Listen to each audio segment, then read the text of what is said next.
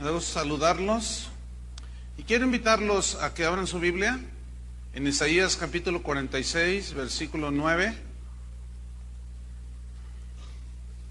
Vamos a continuar con nuestra serie Conociendo a Dios. Este es el tema número 11, que se titula El Dios Soberano.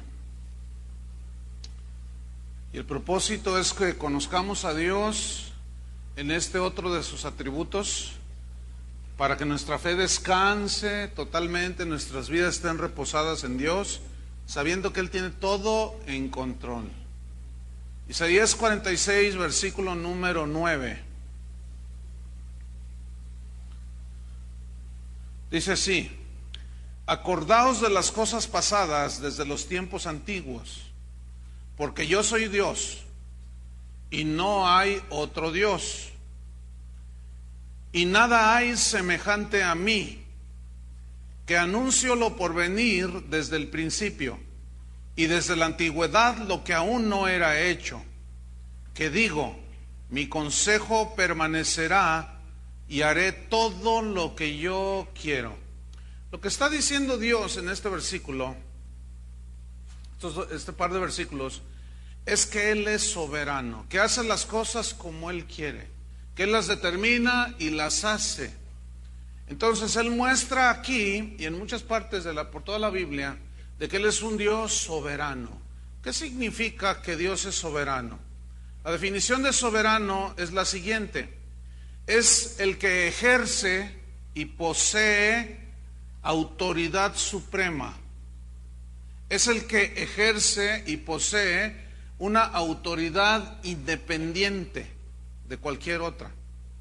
Soberano es el más elevado, es el más excelente y es aquel que nunca puede ser superado.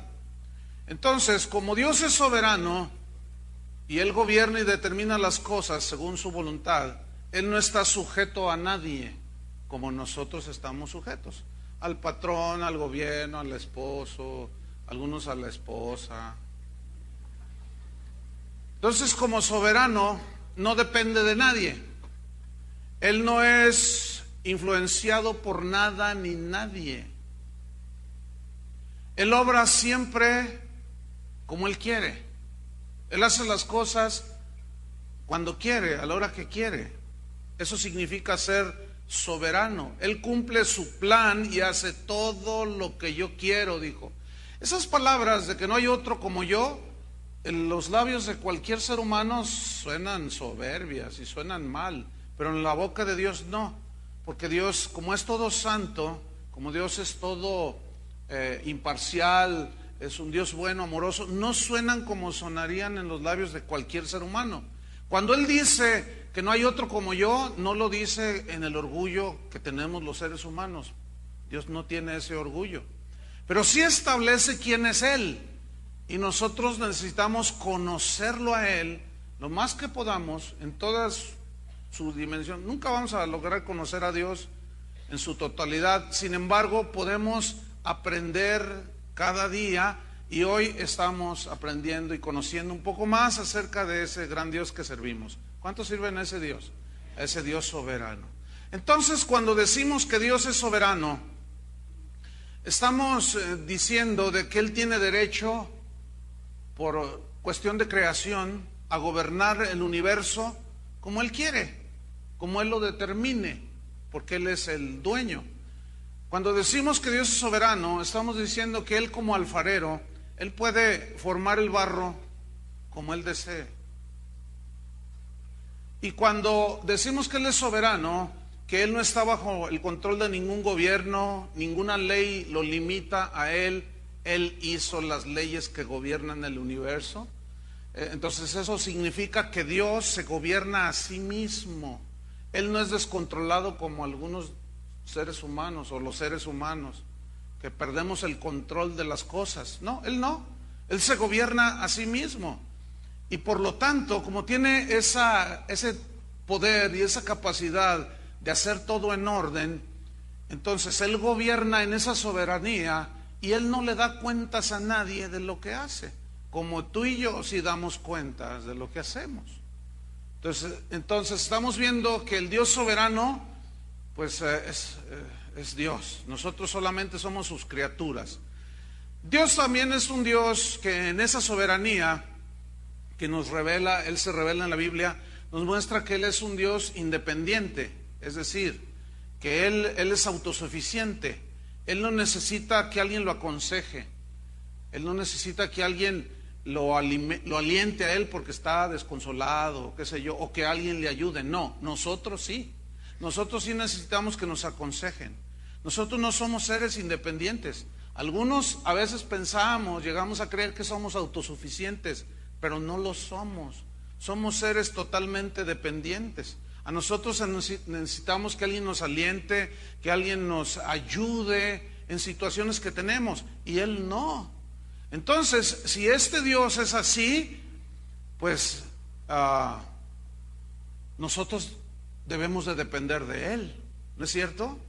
Y la Biblia nos habla de esto, precisamente. La Biblia nos asegura que todos los seres, toda su creación, depende totalmente de Él en todo. Quiero mostrarles en el Salmo 104, en el versículo 25, un salmo muy hermoso que nos muestra precisamente de cómo sus criaturas, su creación, depende totalmente de Dios, aunque Él no depende de nadie. Por allí escuché que un predicador dijo que Dios no nos necesitaba. ¿Qué? Que Dios nos necesitaba a nosotros. ¿Qué? Eso es una herejía. Dios no necesita a nada ni a nadie. Pero nosotros sí lo necesitamos a Él. ¿Cuántos lo necesitan? ¿O qué piensa ese predicador que antes de que nos creara, Él era muy triste? ¿O era menos Dios? ¿O qué? Son puros conceptos totalmente fuera de las Escrituras. Dios no te necesita, sin embargo te ama. Ese es otro aspecto de Dios que veremos después. Salmo 104, versículo 25. Dice allí: he allí el grande y anchuroso mar. Todos conocemos el mar, ¿no? En donde se mueven seres innumerables, seres pequeños y grandes. Todos ellos esperan en ti. Fíjate, esperan en ti, significa confían en ti. ¿Cómo? Así están hechos los seres vivos que habitan la tierra. Para que les des su comida a su tiempo. Les das, recogen. Abres tu mano, se sacian de bien. Escondes tu rostro, se turban. Les quitas el hálito, o sea, de vida, y dejan de ser. Y vuelven, ¿a dónde? Al polvo. ¿Qué somos tú y yo? Polvo. ¿Y qué? ¿Cuánto vale el polvo? Nada, todos lo sacuden. ¿No es cierto? ¿O cuántos dicen, yo quiero almacenar mucho polvo porque es muy valioso? Todos se deshacen del polvo. ¿Y qué somos tú y yo? Polvo. Sin embargo, Dios nos amó y nos hizo seres dependientes de Él totalmente. Entonces nosotros como seres humanos dependemos del aire. A ver, todos respiren. Ahora dejen de respirar 5 minutos. Adiós, hasta llegaron. O imagínate que el Señor le cierra la llave del tanque de oxígeno. ¿No que muy independiente tú? No, nosotros dependemos de la comida, del alimento. Alimentamos nuestro cuerpo. Si no comemos, desfallecemos y nos morimos. Y dependemos del agua para saciar nuestra sed. Bueno, mira, Dios no respira, Él no depende del aire. Él no depende de los alimentos, de la comida como nosotros. Y tampoco le da sed. Déjeme hablarle 3 aspectos dentro de la soberanía de Dios para conocerlo un poquito más, para saber que ese Dios que es inmutable, que es imparcial, que está en todas partes, también es un Dios soberano. 3 aspectos de la soberanía de Dios. Número 1, para los que escriben, quiero hablarles un poco acerca de su poder soberano. Su poder soberano, ¿qué significa? Que Él ejerce su poder como Él quiere. Si Él quiere, demuestra su poder. Y si no quiere, no lo demuestra. Eso no lo hace ni más Dios cuando lo demuestra, ni menos Dios cuando no lo demuestra. Una vez Satanás tentó a Jesús y le dijo: si eres hijo de Dios, o sea, en otras palabras, si eres todopoderoso, di que estas piedras se conviertan en pan. ¿Y qué hizo Jesús? No quiso. ¿Pudo haberlo hecho? Sí, pero no quiso. En su soberana voluntad, y fíjense todo el control que él tenía, dijo no. Pero en otra ocasión multiplicó unas sardinitas y unos panecillos y alimentó a más de 15,000 personas, porque eran 5,000, pero dice sin contar las mujeres y los niños. Siempre hay más mujeres que y niños. Entonces se calcula unos 15,000 mínimo. Y así, sin despeinarse, multiplicó todo. Entonces él demuestra su poder soberano cuando él quiere. Él puede sanar al que él quiere, al otro detenerlo, su sanidad, a otro decirle bástate mi gracia. ¿Por qué? Porque él es soberano. Un leproso se le acercó a Jesús y le dijo: si quieres puedes limpiarme. Y él dijo: quiero, se limpio. Y lo limpió. Y Pablo tenía un aguijón en su carne, le dijo: quítamelo porque me duele. Y nada. Una vez, 2 veces: quítamelo, Señor. Nada. 3 veces: nada, Señor, bástate mi gracia. ¿Por qué? Porque él quiso. Entonces él demuestra su poder de una manera soberana, no cuando nosotros ahora no. Esa es gente que no conoce a Dios. No podemos tratar a Dios así, hermanos, no. Vean Jeremías capítulo 32 versículo 17. Quien trata así a Dios, lo trata como si fuera su mandadero, y Dios no es mandadero de nadie, ni su genio de la lámpara de Aladino. Jeremías 32 versículo 17. Aquí el profeta nos muestra acerca de ese poder soberano de Dios. Jeremías lo conocía y dice: oh Señor Jehová, he aquí que tú hiciste el cielo y la tierra con tu gran poder. Ahí está reconociendo su omnipotencia. Y con tu brazo extendido, y ni hay nada que sea difícil para ti. ¿Habrá alguna cosa difícil para Dios? ¿Cuál? No hay ninguna. Entonces aquí el profeta nos está hablando del poder de Dios, pero este poder es soberano. Él lo ejerce cuando Él quiere. El otro aspecto, bueno, vamos a otra escritura, a Job, porque Job es uno de los libros más extraordinarios de la Biblia. Job fue un hombre que existió hace más de 3,000 años. Job es el libro más antiguo de la Biblia que se escribió. Y Job a mí me sorprende porque fue un hombre que no tenía pastor, no iba a la iglesia, no porque no quisiera, sino que no había iglesia. Sin embargo, conocía a Dios.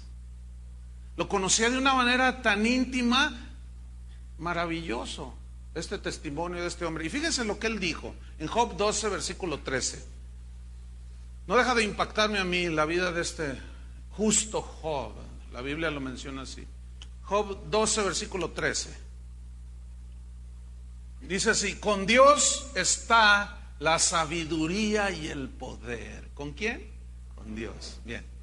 Suyo es el consejo y la inteligencia. Si Él derriba, no hay quien edifique. Encerrará al hombre y no habrá quien le abra. ¿Se acuerdan que en Apocalipsis el Señor dice: yo soy quien abro puertas y cierro puertas? Quien cierro y nadie abre, y abro y nadie cierra. Ese es el mismo. Versículo 15. Si Él detiene las aguas, todo se seca. Si las envía, destruyen la tierra. Con Él está el poder y la sabiduría. Suyo es el que hierra y el que hace errar. Vemos aquí entonces la manifestación del poder soberano de Dios. Él detiene la lluvia y se seca todo. Y a veces dice: vaya el huracán y voy a tratar con los humanos, y se desata, se viene el desastre. Entonces Dios ejerce ese poder de una manera soberana. El otro aspecto de su soberanía es su voluntad soberana. ¿Qué significa? Que Él hace las cosas como Él le place, como Él quiere. Su voluntad, dice la Biblia, es santa, es perfecta. Sus pensamientos hacia nosotros, dice la Biblia, hacia sus hijos, son de bien. El problema está en que en en el destino o en la meta que Dios pone enfrente de nosotros, para llegar a ella, se dan una serie de situaciones que tú y yo no entendemos por una razón, porque no conocemos al Dios que es soberano. Y no entendemos que a los que aman a Dios, todas las cosas les ayudan para bien. Porque si nosotros entendiéramos que lo que nos pasa está dentro de su voluntad, porque acuérdense que ya vimos que nada se mueve sin que Él lo permita, nada sucede. Entonces, algunos cristianos, es triste decirlo, pero es la verdad, no conocen a Dios y viven frustrados, aunque son salvos, son nacidos de nuevo. Pero al no conocer que Dios es soberano y que Él tiene todo el dominio y control, y que a veces en su voluntad está que pasemos ciertas cosas, viven frustrados los cristianos. En Efesios 1:11, allí nos muestra cómo Él ejerce su voluntad de una manera soberana. Efesios 1:11 dice así: en Él, o sea, en Cristo, asimismo tuvimos herencia. Fíjense, somos herederos de Dios en Cristo, habiendo sido predestinados, o sea, escogidos por el conocimiento previo de Dios, y traza Él una meta, un destino, y esa meta y destino que Él trazó, fíjense cómo fue, conforme al propósito del que hace todas las cosas. Y vean la frase que viene a continuación: según el designio, ¿de qué? De su voluntad. Es decir, según como Él quiso hacerlo, así lo hizo. Y todo lo que Él quiere hacer o pretende hacer, lo hace sin pedirle permiso a nadie. En Isaías 14 vemos otro ejemplo de cómo Dios ejerce su soberanía en su voluntad, o mejor dicho, ejerce su voluntad de una manera soberana, sin pedirle cuentas a nadie, sin pedirle consejo a nadie, de una manera como Él quiere. Isaías 14, versículo número 24. Dice así: Jehová de los ejércitos juró diciendo: ciertamente se hará de la manera que lo he pensado. ¿Cómo se hacen las cosas? De la manera que Él piensa y quiere. Y será confirmado como lo he determinado. Fíjate, esta palabra, determinado. La Biblia dice, el salmista decía: amo tus decretos. Los decretos son los mandamientos de Dios, es lo que Dios dijo que se debe de hacer. Ahora, ya explicamos en una de las conferencias, enseñanzas pasadas, de que el único que puede decretar y determinar las cosas como deben de suceder, el único que tiene el poder para hacer eso, ¿quién es?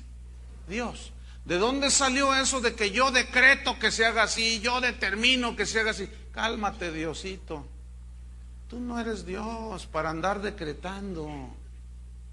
Porque cuando tú dices yo ordeno, yo decreto, yo determino que se hagan así, estás diciendo, espérate Dios, ahí te voy yo. Nosotros no somos Dios, hermanos. Algunos confunden porque dice la Biblia que Él nos va a hacer conforme a su imagen, que estamos predestinados para ser conforme a la imagen de su Hijo Jesucristo. Sí. Y esto algunos lo interpretan, seremos dioses. No, porque los dioses no se hacen. Dios no se hizo, el Padre no hizo a su Hijo Jesús, ya existía, entonces nunca podemos llegar a ser dioses. ¿Me entienden?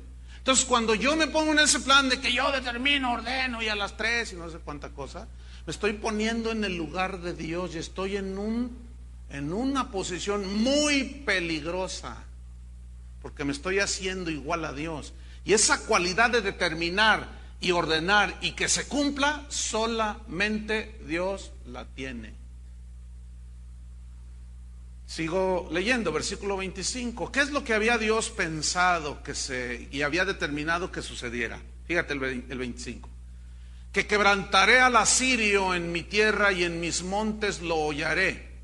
Y su yugo será apartado de ellos, o sea, de los judíos, del pueblo de Dios, y su carga será quitada de su hombro. ¿Qué había sucedido? Israel se había rebelado como múltiples veces, y Dios, para tratar con ellos, permitió que los asirios llegaran y los arrollaran. Pero estos ya lo hicieron de una manera que Dios dijo: ya, hasta allí, no más. Entonces ya lo he determinado, voy a quitar al asirio de mi tierra, ya basta. Así lo determino yo. Versículo 26. Este es el consejo que está acordado sobre toda la tierra, y está la mano extendida sobre todas las naciones. Fíjate el 27. Porque Jehová de los ejércitos lo ha ¿qué? Determinado. ¿Y quién lo impedirá? ¿Quién? ¿Habrá alguien que pueda impedir? Y su mano extendida, ¿quién la hará retroceder? O sea, para traer el juicio, el castigo o el consuelo, qué sé yo, según él quiera hacer lo que quiera. ¿Quién, cuando Dios extiende la mano, puede detenerlo? ¿Puede hacer que Dios retroceda? El tercer aspecto de su soberanía está en su autoridad. Es decir, él ejerce su autoridad soberanamente. Él no es autoritario, él ejerce una autoridad y la ejerce sin que nadie se lo impida. ¿Sí? Porque él es Dios, él tiene todo el poder y la sabiduría. En Efesios 1:19 nos muestra de una manera maravillosa cómo su autoridad va ligada con su poder y a la vez con su voluntad. Efesios 1:19 dice: ¿y cuál la supereminente, fíjate esa palabra, supereminente grandeza de su poder? Grandeza supereminente, o sea que no hay otra más grande, eso significa. Esa grandeza de su poder para con nosotros, los que ¿qué? Creen. Fíjate, todo el poder de Dios está a favor nuestro, para guardarnos, para protegernos, para hacer sus obras prodigiosas en medio de nosotros. Y luego dice, según la operación, sigo en el versículo 19, según la operación del poder de su fuerza. ¿Qué versículo? Según la operación del poder de su fuerza. ¿Y cómo es la operación del poder de su fuerza? Nada más te quiero recordar algo. Él dijo, sea la luz, y salió el sol. Así, nada más. Con ese ejemplo ya deberíamos de habernos desmayado todos. Versículo número 20, fíjate lo que dice: esa eminencia de grandeza de poder y ese poder de su fuerza operó en Cristo. ¿Y qué sucedió cuando ese todo poder operó en Cristo? Lo resucitó de los muertos, sentándole a su diestra en los lugares celestiales. Fíjate, sobre todo principado. ¿Cómo está Cristo? Sobre todo principado y autoridad y poder y señorío, y sobre todo nombre que se nombra, no solo en este siglo, sino también en el venidero, y sometió todas las cosas bajo sus pies, y lo dio por cabeza sobre todas las cosas a la iglesia, la cual es su cuerpo, la plenitud de aquel que todo lo llena en todo. Vemos entonces aquí cómo Dios tiene la suprema autoridad, por lo tanto Él la ejerce como Él quiere. Entonces, resumiendo estos 3 puntos, mire, ponga atención. Su voluntad determina todas las cosas como han de suceder. Su poder hace que sucedan. Y su autoridad vigila que todo se cumpla. ¿Entendió? Si no, bueno, ahí se lo dejo de tarea. Ahora bien, cuando nosotros conocemos a ese Dios soberano que tiene todo el control, todo el dominio, ¿qué debe de producir en la vida de un hijo de Dios? Una completa paz, una completa seguridad de que nuestra vida descansa totalmente en el Dios que no cambia, que nuestra vida descansa totalmente en un Dios que, al ser inmutable, Él es imparcial, el que está en todas partes, que todo lo puede, que todo lo sabe, que es siempre fiel, y que su voluntad en mi vida es una voluntad soberana, pero en esa soberanía que Él ejerce sobre mí es para mi bien. Me va a guiar con su poder soberano, me va a sostener con su poder soberano, y con su autoridad soberana va a gobernar mi vida. Me va a decir esto sí, y a veces me va a decir esto no. deja eso.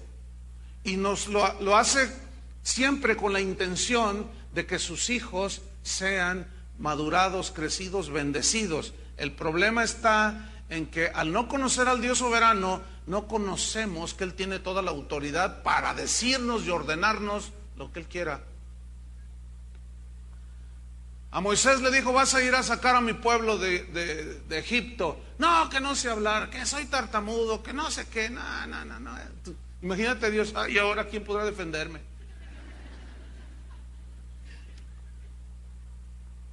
El Señor inmediatamente solucionó todo. Y salió Israel de la tierra de Egipto. ¿Por mano poderosa de quién? Señor. Y luego le delega autoridad a Moisés.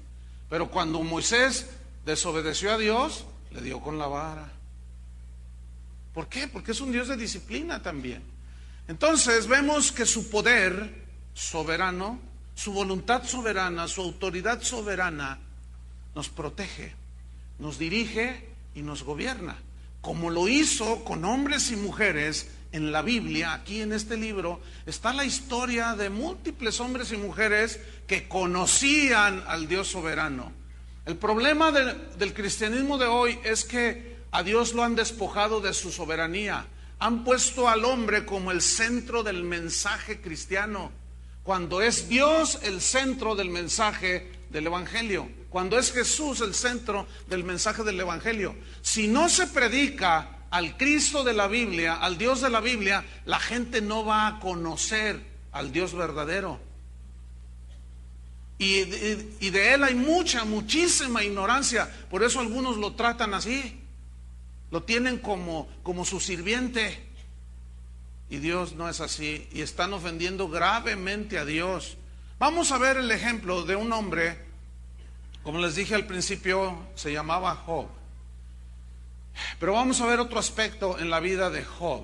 Vamos a ver cómo él conocía al Dios soberano, que es el que nos falta conocer a usted y a mí. Pero gracias a Dios que tenemos las Escrituras, ¿verdad? Y podemos ahí escudriñar, y Dios se nos revela como el Dios soberano. Y cuando yo entiendo que Él tiene todo el dominio y lo ejerce cuando quiere, y tiene toda la autoridad y lo ejerce cuando quiere, yo estoy tranquilo y tengo paz y estoy seguro. Job, ábralo, ese libro en el capítulo 1. Job, la Biblia dice que era un hombre justo, temeroso de Dios. Era un hombre que amaba a Dios. Era un hombre que tenía una comunión muy íntima con Dios. Era un hombre que conocía a Dios. Dios se sentía muy complacido de Job. Y un día vino Satanás y le dijo: ay, sí, tu siervo Job. Le dice: mira, no hay otro como él en la tierra. Entonces Satanás le dice a Dios: sí, pero quítale lo que tiene y verás si no blasfema. Y dice: te doy permiso, ve, quítale y vas a ver, nada más no toques su vida. Eso nos demuestra, fíjate, que Satanás ciertamente es príncipe de este mundo, pero Dios es rey de reyes, y el príncipe siempre es menor que el rey, ¿sí o no? Entonces, ¿quién es el que gobierna? El rey de reyes. Entonces le dio permiso y vino una prueba muy difícil para Job. Vino una calamidad tan tremenda que era un hombre riquísimo y perdió todo. Tenía unos hijos hermosos y se murieron. Y vamos a ver cómo Job respondió en su calamidad. Job capítulo 1 versículo 20. Entonces Job se levantó después de que le dieron la triste noticia, trágica noticia de lo que había sucedido con sus bienes y con su familia. Y rasgó su manto y rasuró su cabeza. Esta era una señal, una costumbre oriental de aquellos tiempos, en señal de luto. Y se postró en tierra, ¿y qué hizo? Adoró. Una de las características de los que conocen al Dios soberano es que cuando pasa cualquier cosa, ellos saben que están en el dominio de Dios y ellos siguen adorando a Dios. Ellos siguen sirviendo al Señor. Entonces Job se postra en tierra y adoró y dijo, versículo 21, desnudo salí del vientre de mi madre. ¿Cuántos saben que eso es cierto? ¿O alguien salió ya con su traje? No, ¿verdad? Desnudo salí del vientre de mi madre y desnudo volveré allá. ¿Cuántos saben que eso es verdad? Y luego dice, Jehová dio y Jehová quitó. ¿Cuántos saben que eso es verdad? Pero hay algunos que enseñan por allí una media verdad, y una media verdad no es la verdad completa y por lo tanto es una mentira. Te dicen, Dios te da y lo que te da no te lo quita. Ah, ¿dónde dice eso, oye? Y luego confunden en Romanos donde dice, porque irrevocables son los dones y el llamamiento de Dios. Ese es otro tema tan diferente.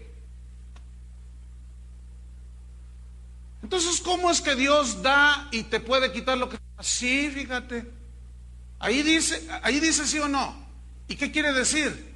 Lo que dice allí. Mío es el oro, mía la plata, sí, y te la da, ¿no es cierto? ¿Alguna vez has sentido que se te va todo lo que tenías? ¿Quién estaba en control de todo? ¿Quién te dio? ¿Quién te quitó? ¿Alguno se le ha muerto a algún familiar? Levante su mano.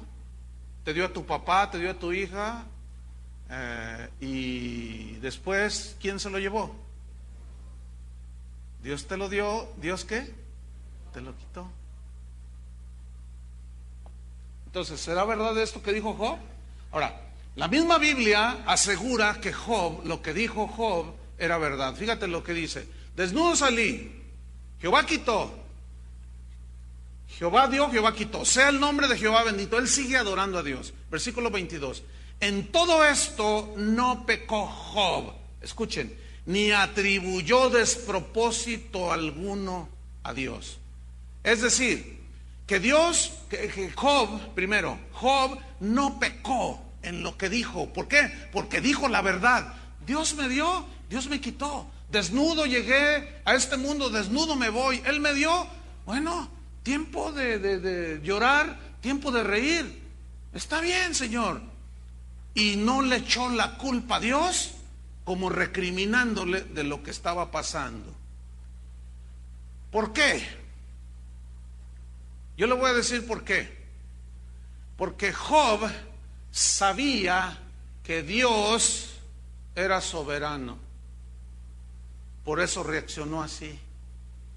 Job sabía que Dios soberanamente también estaba probando su corazón. Eso es algo que los cristianos de hoy ignoramos, que Dios prueba nuestro corazón y nos pone en situaciones que no entendemos a veces y nos quejamos delante de Dios porque no conocemos, no entendemos que Dios nos está probando de una manera soberana porque Él nos quiere purificar. Vea la revelación de Job en el capítulo 23 del mismo libro de Job. Job 23, versículo 10. Fíjese cómo él sabía que Dios lo estaba probando. Por eso su reacción fue así, de total humildad y sometimiento. Dice así, Job 23, 10. Mas Él conoce mi camino. Ahí está hablando de la omnisciencia de Dios. Él conoce mi camino. Todos mis caminos son conocidos, dijo David. Me probará y saldré como oro. Esta frase me probará era una frase en el hebreo propia únicamente cuando se refería a purificar los metales. Significa que esa prueba iba a ser, ese metal iba a ser metido a la prueba de fuego para que a más calor, más hervor y más temperatura, pero el metal, al ser sometido a esa temperatura, se funde. Y sucede un fenómeno que se llama que el metal empieza a purificarse, ¿sí? La purificación de ese metal. ¿Qué sucede? El metal puro tiende a establecerse y las impurezas propias del metal salen a la superficie, se llama la escoria, eso, lo que no sirve.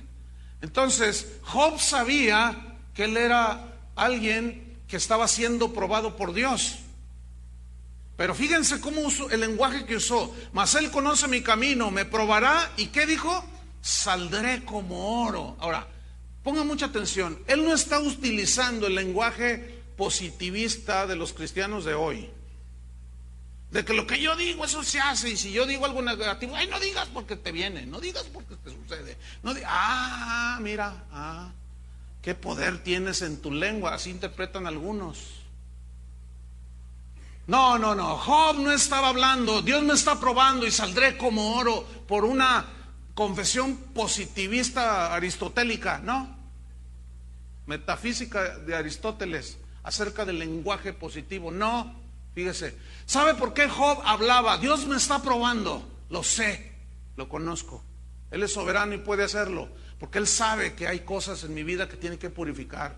Entonces, como yo sé que es un Dios soberano y va a trabajar siempre para mi bien, voy a salir como el oro. O sea, el metal, no el hablador. O sea, el oro, pues. No la agarraron, ¿verdad? Chuy sí casi se tira ahí del... Fíjate, Job está él hablando en base a su conocimiento del Dios soberano. No era de eso, no, a mí no me va a pasar nada, no, yo reprendo, yo ato, yo quién sabe cuánto, y a mí yo soy el intocable, y a mí no me pasa nada. ¿Qué es eso? Eso no está en las Escrituras. Lo que está en las Escrituras es un declarar, un hablar de lo que Dios está haciendo en mi vida en base al conocimiento que tengo de su soberanía. ¿Por qué Pablo no reprendió a Satanás cuando un aguijón, un mensajero de Satanás lo abofeteó? Si él mismo dijo, un mensajero de Satanás que me abofetee, ¿por qué no lo reprendió, no lo ató, no le echó conjuros y cuanta cosa? ¿Saben por qué? Porque él sabía que detrás de todo eso estaba Dios tratando su orgullo. ¿Sí o no? Y Pablo sabía. Oraba y le decía, me duele. Pero Dios, él mismo lo dijo, para que la grandeza de las revelaciones no me enalteciesen sobremanera, me fue dado un aguijón, un mensajero de Satanás que me abofetee, a lo cual le he rogado al Señor que lo quite de mí 3 veces y no me contestó.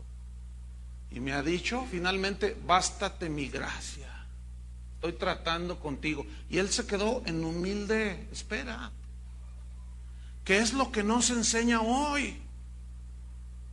¿Por qué? Porque se cree que Satanás es el que tiene todo el dominio aquí en la tierra. Él es el príncipe de este mundo, sí es cierto, pero Dios sigue siendo el rey. ¿Cuántos dicen amén? Entonces nosotros estamos sometidos bajo la autoridad del rey o la autoridad de ese príncipe, del rey. Entonces mi vida está segura en Dios.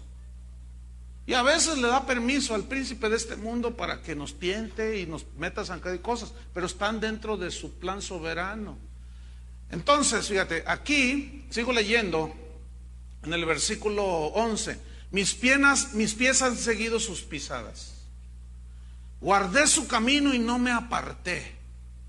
O sea, eso habla del compromiso de Job con Dios. Del mandamiento de sus labios nunca me separé. Guardé las palabras de su boca más que mi comida. Él amaba a Dios. Versículo 13. Pero si él determina una cosa, fíjate el conocimiento de Job. Pero si él determina una cosa, yo guardé su palabra, yo anduve en obediencia, yo nunca amé más su palabra que la comida. Pero si él determina una cosa, ¿quién lo hará cambiar? Conocía al Dios soberano este hombre. Su alma deseó e hizo. Él pues acabará lo que ha determinado de mí. ¿Sabes que Dios todavía no acaba contigo ni conmigo? ¿Sí sabían eso, no? Todavía no acaba. ¿Y qué dice ahí? Que Dios acabará lo que ha determinado de mí y de ti. Y muchas cosas como estas hay en Él. Esas muchas cosas como estas se refiere al ejercicio de su soberanía en el trato que tiene contigo y conmigo y con sus hijos y con el mundo entero. Entonces, fíjate, pon atención a lo que voy a decir. La reacción de Job, la respuesta que Dios le dio a Job en su momento de aflicción, de calamidad, fue en base al conocimiento de la soberanía de Dios que Job tenía. Y eso lo hizo estar firme. No sé si me expliqué. O sea, el conocimiento de ese Dios soberano que Job tenía lo hizo estar inamovible, totalmente sólido y firme. Oh, sí, me está doliendo, yo sé, pero Dios sabe tratar conmigo. Pero está determinado por Dios, yo no me puedo poner a discutir con Dios, no le voy a ganar. Si Él determinó una cosa, ¿quién lo impedirá? Si Él determinó que así fuera y que yo tuviera mucho y muchos hijos y ya no tengo nada, está bien. Está bien, yo sé que Dios es poderoso para dármelos otra vez, eso y más. Pero lo que me interesa, decía Job, es estar en la voluntad de Dios, sin pelearme con Él. ¿Cuál fue el fin de Job? ¿Alguien me puede decir?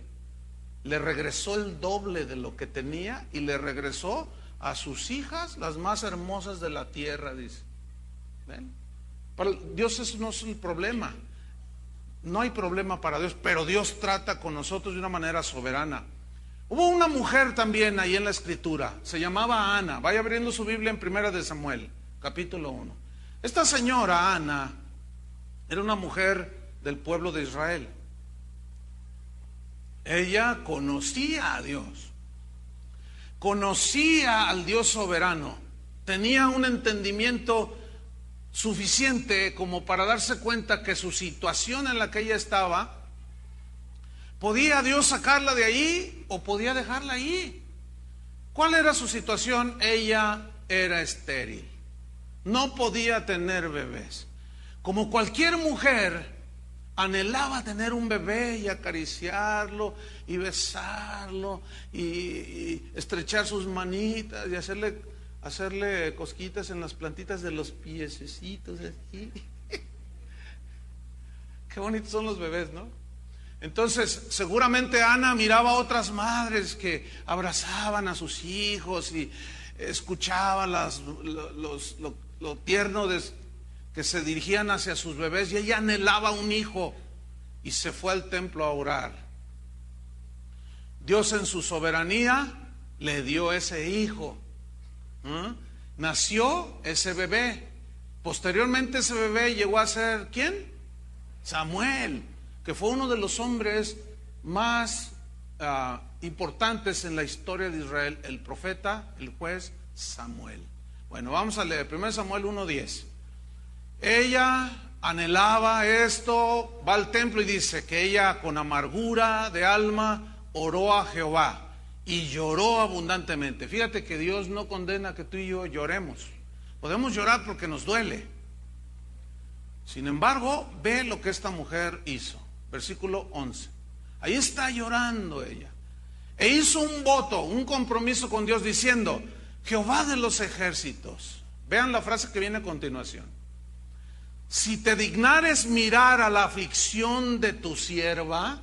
Esa frase, si te dignares, la palabrita sí, es una palabra muy importante, un vocablo muy importante. Significa lo siguiente: si tú me quieres dar un hijo, dámelo, yo estoy contenta, por supuesto, y si no me lo das, también. Si te dignares, si tú quisieras, Señor, darme un hijo, si tú te dignares mirar la aflicción de tu sierva y te acordares de mí y no te olvidares de tu sierva, sino que dieres a tu sierva un hijo varón. Fíjate cuál fue su compromiso. Yo quiero que sea el mejor artista de Hollywood. ¿Así dice? Porque a veces nosotros queremos hijos y quiero que sea un gran doctor, un gran arquitecto. Pero esta mujer, fíjate, en el deseo de tener un bebé, le dice: Señor, si quisieras darme un bebé, pues lo recibo, pero luego te lo regalo otra vez, luego te lo doy de nuevo y te lo dedico. Dice: yo lo dedicaré a Jehová todos los días de su vida y no pasará navaja sobre su cabeza. Eso se llamaba nazareato, que era un voto que se hacía en aquel tiempo y que se dedicaban. Ahí decían, ahí va un nazareo, por su vestimenta y su cabello largo, dedicado a Dios. Y así dice: yo te lo prometo, Señor. Versículo 17. Dios en su soberanía le contestó. Fíjate, dice: Elí respondió y dijo: ve en paz. Pero ¿quién era Elí? Oiga, bueno, los versículos del 12 al 16, nos muestran quién era Elí. Elí era el sacerdote que ministraba en la casa de Dios, pero tenía una particularidad de ese hombre: era muy descuidado, era muy irresponsable, no les enseñaba la palabra de Dios, escaseaba la palabra de Dios, se la pasaba sentado el hombre así. Dice que estaba sentado en un pilar ahí en el templo de Jehová y ahí meciéndose, y estaba ahí. Y dice que era un hombre pesado, lo cual habla de un descuido también en él, en su persona. Entonces dice que estaba allí él y vio que entró Ana y la miró así. Entonces la mujer se va, se postra y empieza a llorar. Y el hombre la ve y se levanta y le dice: hey, tú, le hace así: hey, dice, estás borracha, le dice. Qué despistado ese hombre. Mire, es triste decirle, pero hay un montón de ministros despistados. Ni predican la Biblia, ni enseñan a la gente de Dios, ni la guían a Dios. Y dicen una sarta de tonterías y nunca les cae el 20, como decimos en México. Nunca saben lo que está pasando. No pueden saber el corazón de la gente, la necesidad que tienen. No tenía discernimiento el hombre. Y Ana lo mira y le dice: no estoy ebria, le dice, estoy pidiéndole a Dios un hijo. Estás borracha, le dice. Uy, está, de veras que como él no había otro. Y Ana insiste y le dice: no estoy ebria. Ya ni el caso le hizo, y ella siguió: Señor, si tú quieres, tú puedes, yo sé. Y es cuando le dicen en el 17, Elí respondió y dijo: ve en paz, y el Dios de Israel te otorgue la petición que le has hecho. Y ella dijo: halle tu sierva gracia delante de tus ojos. Y se fue la mujer por su camino y comió. Y miren lo que viene a continuación, ¿qué dice? Y no estuvo más triste. Pregunta: ¿por qué no estuvo más triste Ana?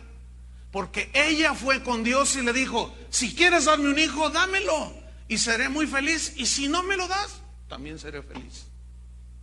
La tristeza se va, porque mi felicidad y satisfacción no dependen si tengo un hijo o no lo tengo, si me caso o no me caso. Mi felicidad depende de ti, Señor. Entonces, ya te pedí, si me lo quieres dar en tu soberanía, gracias, y si no, estoy contenta. Versículo número 19. Y levantándose de mañana, adoraron delante de Jehová. ¿Ve? ¿Qué hizo Job en su situación? Adoró. ¿Qué hizo Ana? Adoró. Y volvieron y fueron a su casa en Ramá. Y Elcana se llegó a Ana, su mujer, era su esposo. Y Jehová se acordó de ella. ¿Por qué? Se acordó significa que atendió su oración. No que se le olvidan las cosas, Aconteció que al cumplirse el tiempo, después de haber concebido Ana, dio a luz un hijo y le puso por nombre Samuel, diciendo: por cuanto lo pedí a Jehová. O sea, Dios contestó con su poder soberanamente, le contestó la oración y le dio el bebé. Ahora, ¿qué hizo Ana? Ya que tenía el bebé, fue delante de Dios, fue al templo de nuevo y cumplió su promesa. ¿Qué hizo? Entregó a su pequeñito Samuel. Y hasta le cosió una batita ahí, pues era como una réplica, vamos, de las vestiduras del sacerdote. Y andaba, creció allí y traía su túnica. Y ahí andaba el niño. Y Dios le hablaba a ese niño. Ustedes conocen la historia, ¿no? Pero quiero mencionar esto. Ana cumplió su promesa. ¿Cuántas veces nosotros le decimos a Dios: Señor, si esto, yo también esto? Y Dios en su soberanía nos lo da y luego nosotros no le cumplimos. Así somos nosotros. Pero Ana no. Ana se lo entregó al Señor. Y vean en el capítulo 2 de Primera de Samuel. ¿Qué dice Ana? 1 Samuel 2:1. Dice: y Ana oró, habló con Dios y dijo: mi corazón se regocija en Jehová. Pero acuérdense que ella ya no estaba triste, ella estaba contenta, con o sin el bebé.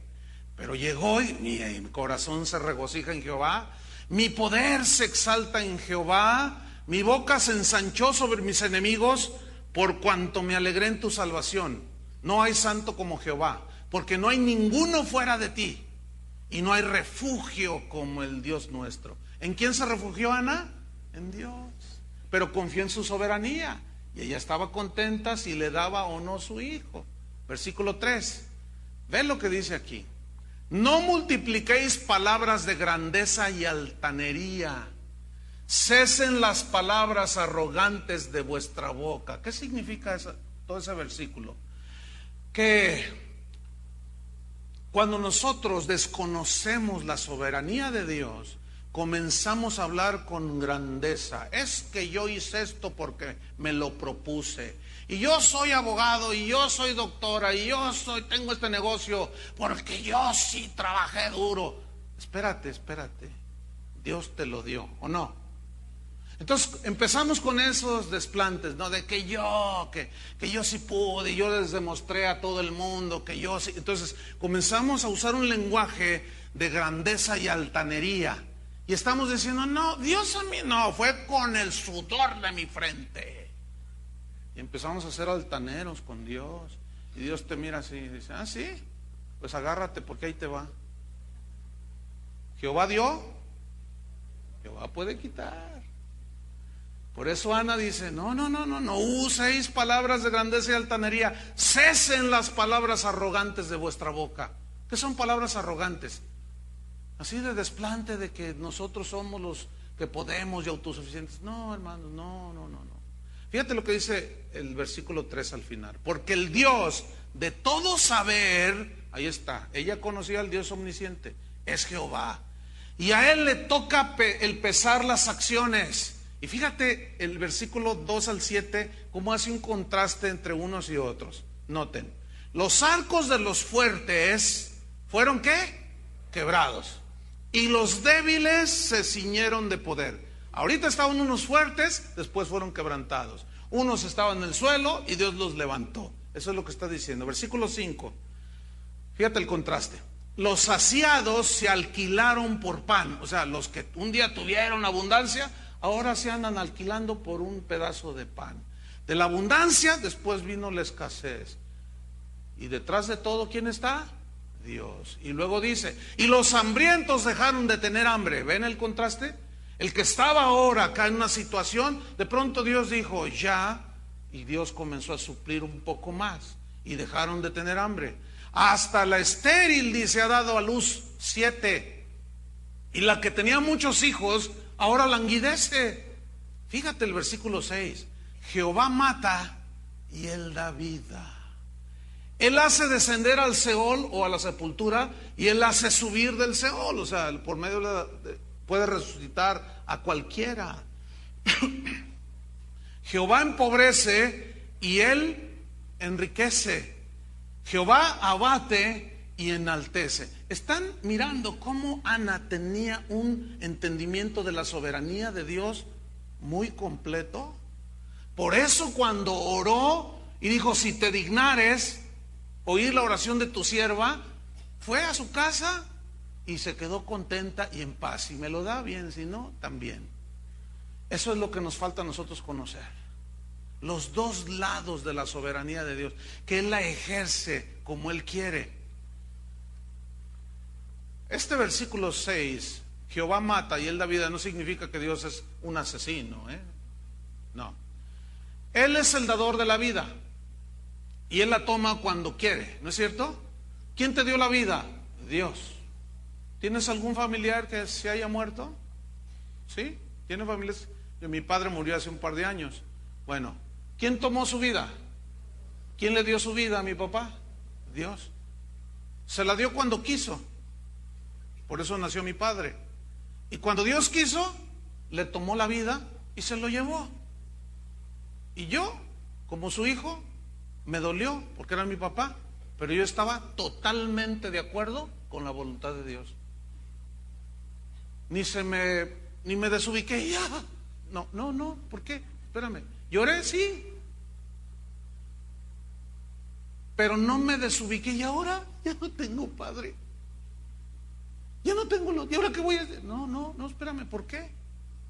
Y mucho menos reclamarle a Dios, ¿por qué hay tantos malandrines que hay? ¿Por qué no te llevas a los narcos? Ya les llegará su hora también. Entonces no podemos ponernos a hablar con altanería a Dios. Él toma ¿quién te dio a tus hijos? ¿Y si se los lleva?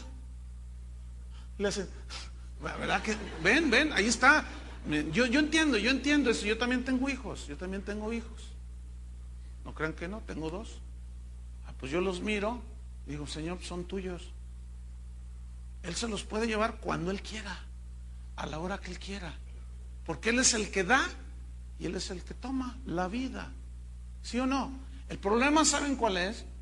Que este atributo de Dios, cuando lo estudiamos o lo leemos en las Escrituras, nos cuesta mucho trabajo entenderlo. ¿Por qué? Porque nosotros, como seres humanos, estamos tan limitados y decimos, no, que se mueran los hijos de todos, menos los míos.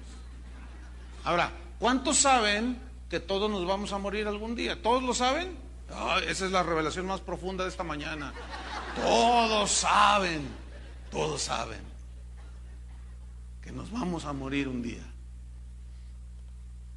Pues Él es el que da la vida y Él es el que la toma. Pero también dice que Él hace descender al sepulcro y también dice que Él hace subir del sepulcro. ¿Qué significa esto? ¿O cómo lo aplicamos ahora nosotros? Que nosotros moriremos, pero el Señor, cuando venga, al sonido de la trompeta, los muertos en Cristo, ¿qué? Resucitarán primero. Luego los que estemos vivos, decía Pablo, que no hayamos llegado a la muerte, habrá algunos así.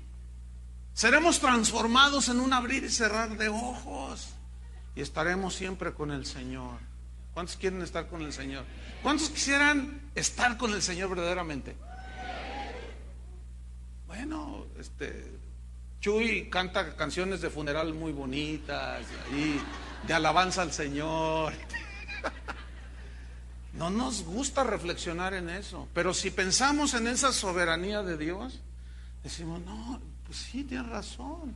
Fíjate, ¿por qué Pablo decía, para mí el vivir es Cristo y el morirme ganancia? ¿Por qué decía eso? Porque conocía al Dios que daba la vida y que la quitaba. Y él sabía que estar con Dios era mejor que estar aquí en la tierra. Porque conocía al Dios soberano.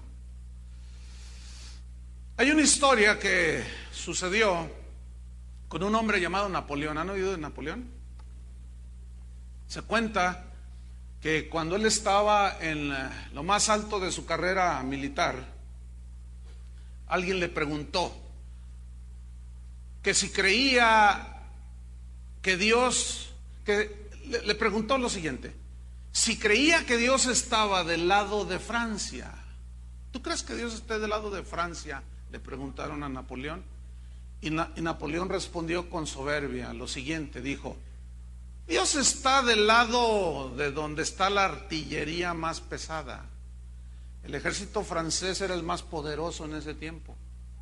Entonces cuando él dice, Dios está con los más fuertes, Dios está con los que tienen la artillería más pesada, lo dijo así, con soberbia. Después se dio una batalla que se conoció como la batalla de Waterloo, que sucedió en Bélgica. En esa batalla, dice la historia, Napoleón fue derrotado, humillado, fue exiliado, se fue a vivir allá en una isla. Y estando allí humillado el genio militar, alguien le recordó aquello que había dicho. Y dice la historia que Napoleón reconoció y dijo: ahora entiendo que el hombre propone, pero finalmente Dios es el que dispone. De él es esa frase. El hombre es el que propone y Dios es el que dispone. Ahí, después de la humillación, Napoleón se dio cuenta que Dios seguía siendo el soberano. Que tú puedes proponer, disponer, pero Dios es el que finalmente decreta en su soberana voluntad si ha de ser o no. Para terminar, déjame contarle la historia de un rey pagano. Se llamaba Nabucodonosor. ¿Han oído de este hombre? Era el rey del imperio más esplendoroso de ese tiempo, Babilonia. Este hombre tuvo una visión. Este hombre pues era un rey pagano, adoraba a dioses y en fin. Y tuvo una visión. Esa visión consistía en que veía un árbol y que todas las aves del cielo y las bestias del campo iban, se cobijaban, comían. Y de pronto dice que vio unos seres ahí vigilantes, les dijo él, y que decían: este árbol será cortado, y las aves de los cielos y las bestias del campo y todos los que se cobijan bajo su sombra serán echados fuera. Entonces, esa visión que tuvo Nabucodonosor lo turbaba. Entonces dice la escritura allí en Daniel 4, para que vayan buscando en el capítulo 4 de Daniel. Él manda llamar a sus astrólogos y mandó: tráiganme a Walter rápido, corriendo. Tráiganme a los de Pare de Sufrir, tráiganmelos rápido aquí, con todo y sus agüitas y sus cosas y sus asuntos, porque necesito que me dé la interpretación de mi visión, porque me turba y no sé qué. Entonces llegan todos los brujos y los astrólogos y todo, y les cuenta la visión. Es que soñé que un árbol así. Y dijeron: no, pues no, sacaron ahí todas las cartas y sacaron a ver, tómese ese café, Nabucodonosor. A ver, no, pues no se ve nada, oiga. Y estaban ahí todos preocupados porque no podían interpretarle el sueño al rey Nabucodonosor. Y estaban en peligro de muerte.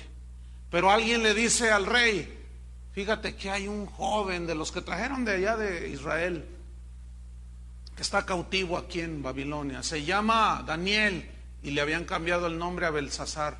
Dice: tráiganmelo a ese, porque estos no sirven para nada. Vean lo que dice en Daniel capítulo 4, versículo 19. Entonces Daniel, cuyo nombre era Belsasar, quedó atónito casi una hora. ¿Por qué se quedó atónito? Porque cuando lo traen enfrente del rey, le empieza a contar: fíjate que tuve este sueño y este sueño. Entonces, él está escuchando toda la visión que tuvo, y Daniel está así, nada más imagínenselo, ¿no? Así todo perplejo, y se quedó así, atónito casi una hora, y sus pensamientos lo turbaban, dice. Y el rey habló y dijo: Belsasar, no te turben ni el sueño ni su interpretación. Y Belsasar respondió y dijo: Señor mío, el sueño sea para tus enemigos y su interpretación para los que mal te quieren. Fíjate, aquí dice claramente que él se turbó, se quedó atónito. ¿La razón cuál es? Que Dios le estaba dando la interpretación. Se estaba dando cuenta Daniel que se refería a Nabucodonosor, que iba a ser cortado, iba a ser humillado, que iba a andar como una bestia en el campo, comiendo pasto. Entonces cuando el Nabucodonosor le cuenta a Daniel la visión, él se queda turbado y dice: ¿y ahora?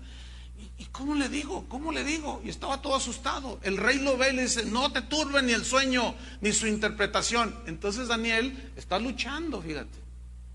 Le dice: el sueño sea para tus enemigos, su interpretación para los que mal te quieren. Pero luego en el versículo 20, fíjate lo que dice: el árbol que viste, que crecía y se hacía fuerte, y cuya copa llegaba hasta el cielo, y que se veía desde todos los confines de la tierra, cuyo follaje era hermoso y su fruto abundante, y en que había alimento para todos, debajo del cual moraban las bestias del campo, y en cuyas ramas anidaban las aves del cielo, tú mismo eres, oh rey. Y estaba temblando así. Déjame rescatar un principio aquí muy importante. Los verdaderos profetas de Dios, los verdaderos ministros de Dios, hablan la verdad. Dicen la verdad. La vida de Daniel peligraba. Seguramente cruzó en su mente decir o pensar: si yo le digo que es él, me va a matar. Pero como conocía al Dios soberano que lo había librado de los garras de león, bueno, sigue uno teniendo temblor y temor. Pero el ministro de Dios, la mujer de Dios, siempre dirán la verdad. Hay que hablar con la verdad. Cuando tú le prediques a alguien, le hables acerca de Jesucristo, dile a qué vino, dile cuál es su condición de pecado, que si se muere en ese pecado se va al infierno. Pero a muchos les da temor y se empiezan a turbar y dicen, no le digo porque no, mi compadre me va a dejar de hablar. Pues sí, tiene 3 mujeres, pero no le voy a decir que es adúltero, porque como a veces me presta dinero el compadre. Y empezamos a diluir el mensaje, hermanos. Es muy triste, pero esta es la realidad en el cristianismo de hoy. Muchos pastores y predicadores no le dicen a la gente la verdad del evangelio, porque saben que se pueden ofender y que se van, y si se les va el diezmo. Claro, ellos no lo dicen así. Y ellos se quieren congeniar con todo el mundo y hablarles bonito, pero se van al infierno si no conocen a Jesucristo. ¿Qué pensarías tú de un médico al cual llega una persona a hacerse un examen? Entonces ve el examen el médico y dice, ay, esta señora tiene cáncer. Ay, es algo grave, aunque viéndolo bien, pues está detectado a tiempo y se puede salvar su vida. Pero no le voy a decir nada para no asustarla. No le voy a decir nada para que no se asuste ni se ofenda. Entonces no le dicen nada. Y se va la señora y pasa un año y de pronto se siente más mal. Y va con otro médico y le dice, señora, usted está invadida de cáncer. ¿Cómo? Le queda 1 mes de vida. ¿Pero cómo?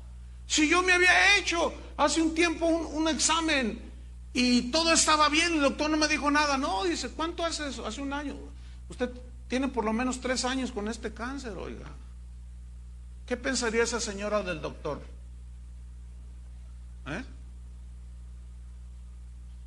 Va y le reclama y le dice, por su culpa me voy a morir. Imagínate que tú te le acercas a alguien y en lugar de decirle su condición pecaminosa de que va derechito al infierno, le dices para que no se enoje. ¿Sabes que Dios te puede dar un buen negocio? ¿Sabes que Dios quiere bendecirte abundantemente? Y no le dices su condición. Mientras la gente está viva, tiene oportunidad de salvación, ¿sí o no? Pero una vez muerte, está condenada. Una vez muerta, la persona está condenada al infierno. Y Daniel, hermanos, temblando y todo, pero le dijo la verdad. Eres tú, le dice. Versículo 22, oh rey, que creciste y te hiciste fuerte, pues creció tu grandeza y ha llegado hasta el cielo y tu dominio hasta los confines de la tierra. Y en cuanto a lo que vio el rey, un vigilante santo que descendía del cielo y le decía, cortad el árbol y destruidlo, mas la cepa de sus raíces dejaréis en la tierra, con atadura de hierro y de bronce en la hierba del campo, y sea mojado con el rocío del cielo, y con las bestias del campo sea su parte, hasta que pasen sobre él 7 tiempos. Esta es la interpretación, oh rey. Y fíjate lo que le dice, y la sentencia del Altísimo. Daniel sabía que lo que Dios sentenciaba se hacía, sucedía. Que ha venido sobre mi señor el rey. 25. Que te echarán de entre los hombres y con las bestias del campo será tu morada. Y con hierba del campo te apacentarán como a los bueyes y con el rocío del cielo serás bañado. Y 7 tiempos pasarán sobre ti hasta que conozcas que el Altísimo, ¿qué? Tiene dominio en el reino de los hombres y que lo da a quien Él quiere. Los norteamericanos creen que ellos fueron los que eligieron a Barack Obama. Eso es lo que ellos creen. ¿Quién lo puso ahí? Dios. Versículo 26. Y en cuanto a la orden de dejar en la tierra la cepa de las raíces del mismo árbol, significa que tu reino te quedará firme. Luego que reconozcas que el cielo gobierna. Por tanto, oh rey, acepta mi consejo. Fíjate lo que le dice. Tus pecados redime con justicia. Significa arrepiéntete, Nabucodonosor, de tus pecados.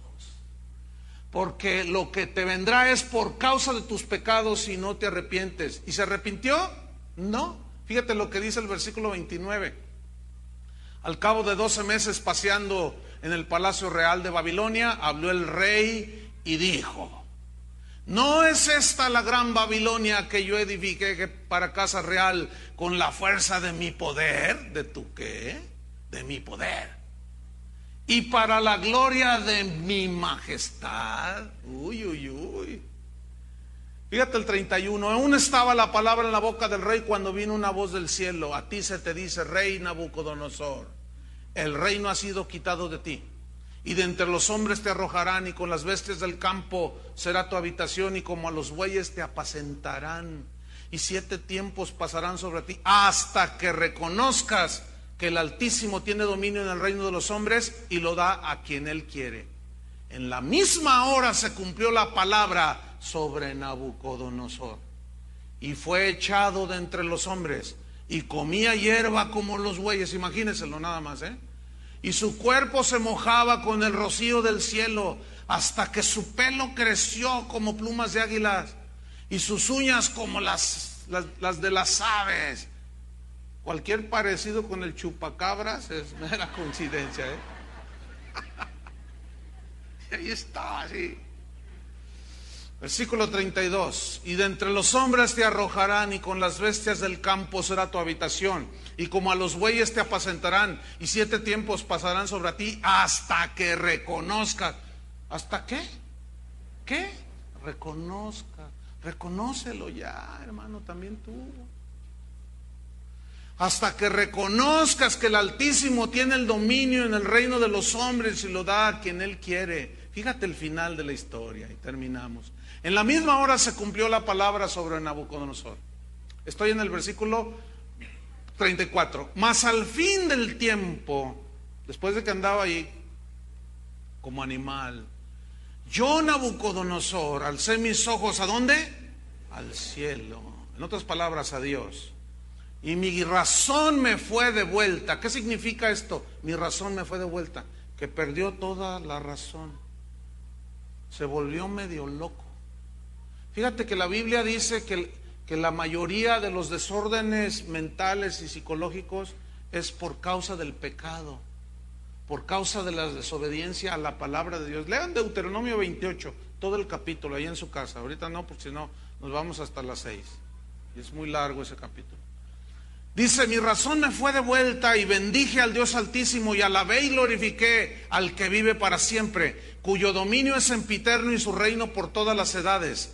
Todos los habitantes de la tierra son considerados como nada, y él hace según su voluntad en el ejército del cielo. ¿Qué está haciendo aquí Nabucodonosor? Reconociendo la soberanía de Dios. Y en los habitantes de la tierra hace su voluntad. Y no hay quien detenga su mano y le diga, ¿qué haces? En el mismo tiempo mi razón me fue de vuelta, y la majestad de mi reino, mi dignidad y mi grandeza volvieron a mí, y mis gobernadores y mis consejeros me buscaron, y fui restablecido en mi reino, y mayor grandeza me fue añadida. Ahora yo, Nabucodonosor, alabo, engrandezco y glorifico al Rey del cielo, porque todas sus obras son verdaderas, sus caminos justos, y él puede humillar a los que andan en soberbia. Termino con una reflexión que tiene más de 300 años de haber sido escrita por un cristiano notable de aquellos tiempos. La reflexión se titula Esto viene de mí, y se lee así más o menos. ¿Has pensado, es como Dios hablando, has pensado que todo lo que te sucede está bajo mi control? Debes saber que cuando te envuelve la tentación y el enemigo te rodea, eso viene de mí. Porque tu debilidad necesita mi fortaleza, y tu seguridad solo consiste en que me dejes luchar a mí por ti. ¿Estás en circunstancias difíciles? Eso viene de mí. ¿Estás en dificultades económicas? Eso viene de mí.